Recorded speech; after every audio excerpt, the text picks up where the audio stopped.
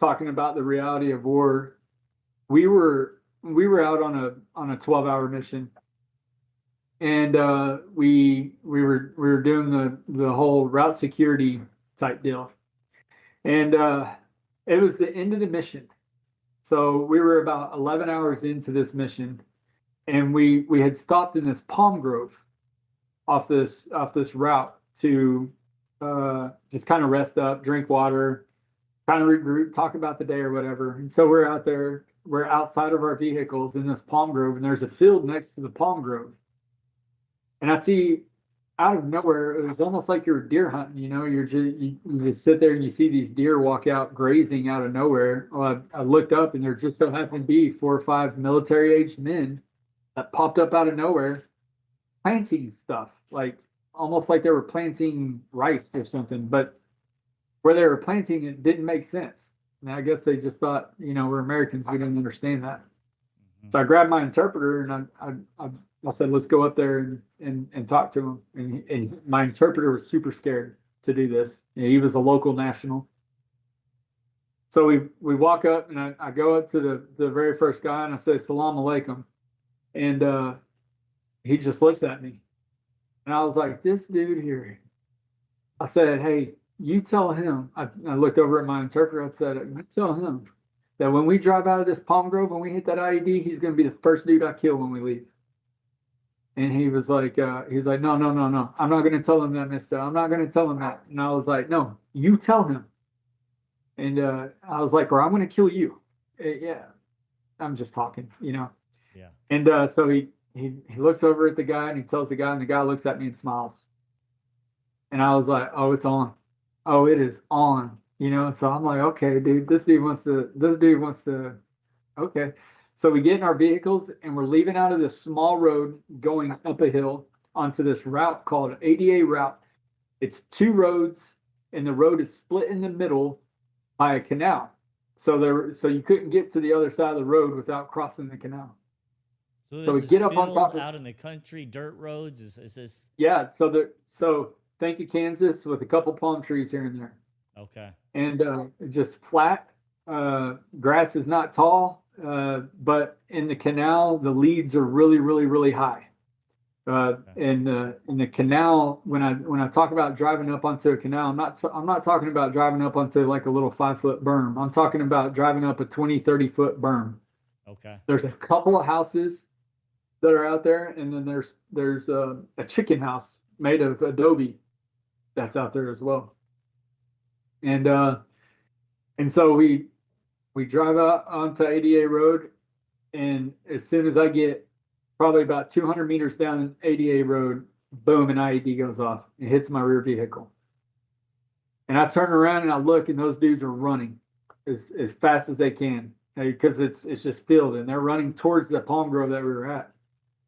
And he's about 500 meters away, and I shoot at him. I shoot at him 3 or 4 times. I don't know if I don't know what happened. He did not fall. He did not act like he was phased one bit.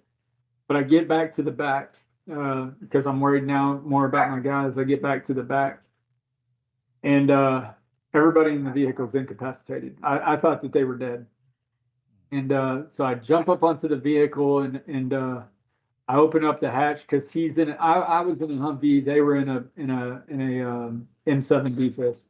And I open up the driver's hatch, and the driver's in there, and he's screaming because his leg is busted up so bad because of where the IED hit. The IED hit right under the engine.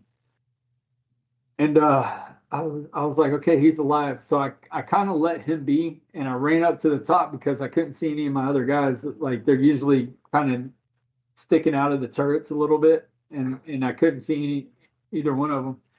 And I looked down into the turret, and 2 of my guys are laid out pretty good, and I pull them out. They're concussed. One of them is his eyes are kind of rolling back in his head a little bit. Just me again here, guys. A short break. If you haven't hit subscribe yet, and if you like the story, do me a favor. We're going to have more guys in the military on telling their stories. This will make sure those stories get to you. Please click subscribe. Thanks. And I pulled them out of the vehicle, get them up beside the vehicle, and I had to call in a medevac for them.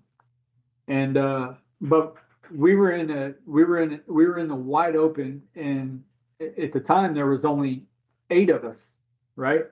And so out of this 8, 4 of them I was getting ready to medevac out, and because they were all just incapacitated inside this vehicle. Matter of fact, the whole IED didn't go off. Had the whole IED gone off, then they would have died right there on the spot instead of making it back to the hospital. But there was this IED round. There was this artillery round that was laying behind the vehicle. Matter of fact, and I remember just seeing it laying there in the dirt, and I was like, man, this is crazy. So I call in a medevac. The medevac lands right on top of the canal road, which is a pretty amazing feat in and of itself. And I get 3 of my guys loaded up, and I keep one of them back because I needed him. Even though his leg was messed up, I was like, man, we gotta mass fire superiority. We gotta have fire superiority because I don't know if we're getting ready to get engaged. And I'm so glad we did, because the medevac took off with the other guys, and we started getting shot at. So medevac took off with how many guys was there total? So there's total 4. So there's 8 of us all together, and in the vehicle, 3 of them got medevaced out. 3 of them. Okay, so you've got you've got 5 left behind. Yeah. Okay. Yeah, and so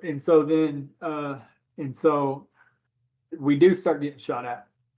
Bullets start coming in, and we're doing everything we can because we feel like it was kind of hard to judge exactly where the rounds were coming from. We finally decided that the rounds were coming from this chicken house that was made of Adobe.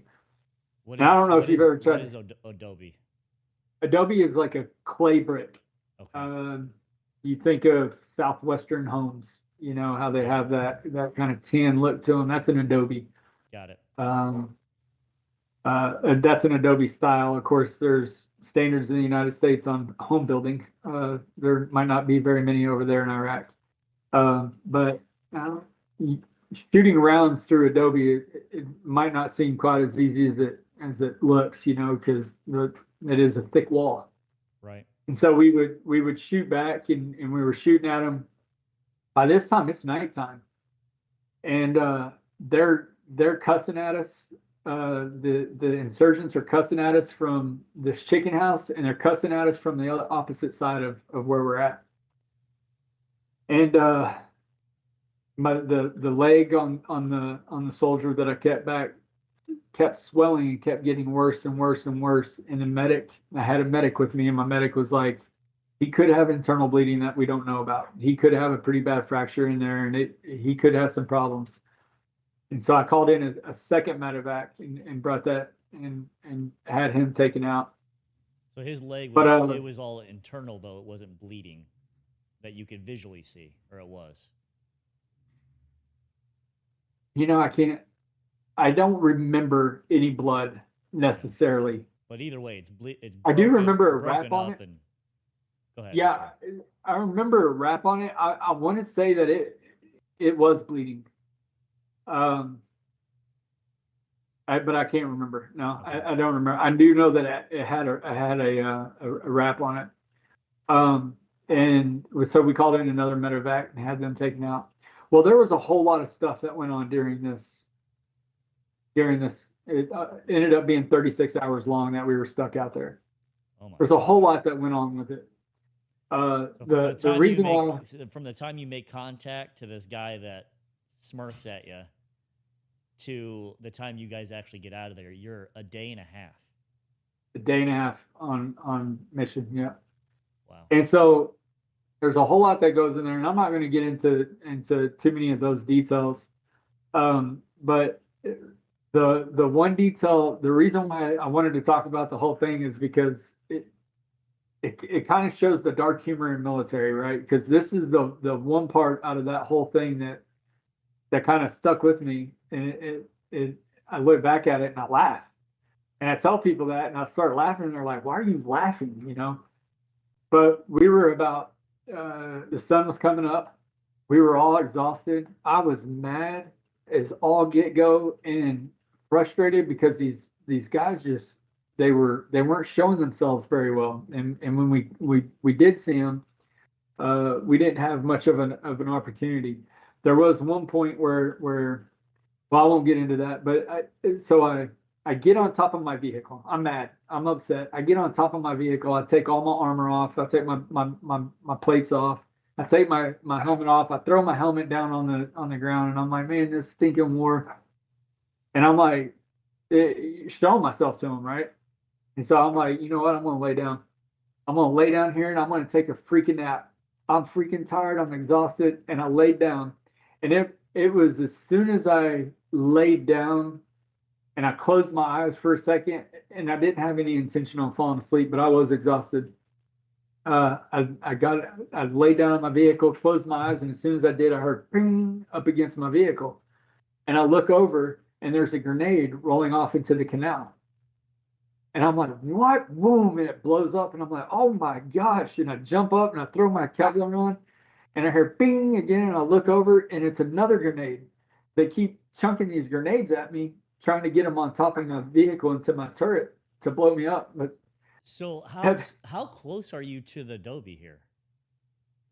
so from the Adobe, I'm about 300 meters from the Adobe. So they're not throwing these grenades. They're throwing them from the canal. That's how close they were. Oh, they're in the canal. I gotcha. They're in the canal at this point, right?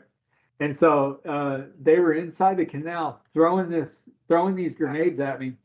And I'm like, oh crap. And I'm throwing my stuff on. I grab my rifle, roll off the other side of the vehicle, and come around. And me and this other guy, Torres, we just start lighting up the whole, canal. We're just like, shooting into the canal and everything like that. But there was nothing quicker that got me to put and it snapped me right back into reality. I think I was up for at least another 24 hours after that. I was so amped up. I was upset. Also, we took some hard hits over the night, and but it was just an eye-opening experience to go through that. Especially, that was the first time. I think this is the story that I wanted you to tell. I think this is. Oh, really? Well, unless you laid down on the Hummer multiple times, the story that I was thinking of, you did the same thing. No, that was it. How did you end up getting out of that scenario? So we had a recovery team come out and get us. Okay. And they recovered our rear vehicle. That was the whole reason why we were out there. We were waiting for the rear vehicle. Matter of fact, 2 recovery teams went to come in, and they hit IEDs on their way in, so they had to do recovery operations for themselves. Okay. And that's why we didn't have somebody come in and recover us earlier. There was only 2 routes in where we were at, and so that was one heck of an experience. But oftentimes in combat, you learn a lot about things.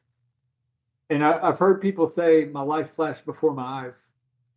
I remember there was one point where I was standing behind my vehicle, and I was getting ready to step out, and literally my life flashed before my eyes. From my very first memory to that moment of me standing right there in that moment, my whole life literally flashed before my eyes, and I remembered in great vivid detail every moment that I could remember. Wow. And it was one of the most crazy, most powerful experiences I had ever had going through that. But I also think about that moment because that's the moment my life flashed before my eyes. Yeah.